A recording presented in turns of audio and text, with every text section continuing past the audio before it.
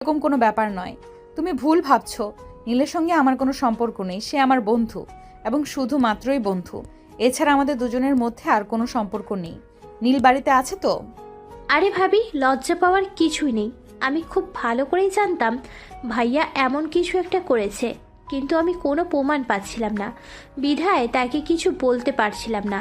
আর আজ যখন তুমি চলে এসেছো, চিন্তা করো না, তোমাকে এই বাড়ি থেকে যেতে দিচ্ছি না।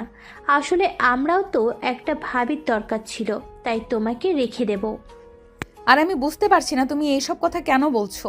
তোমার কি মাথায় সমস্যা আছে নাকি? আমি তো তোমাকে বললাম নীলের সঙ্গে আমার কোনো সম্পর্ক নেই, কিন্তু তুমি কেন আমার কথা শুনতে চাইছো না? আর কেনই বা আমার কথা বিশ্বাস করতে চাইছো না? তোমাকে তো বললাম আমরা দুজন শুধুমাত্রই বন্ধু। এভাবে কথা কাটাকাটি হচ্ছিল নেহা আর রিমির মধ্যে। তখনই সেখানে নীলের আম্মু এসে হাজির হয় আর রিমি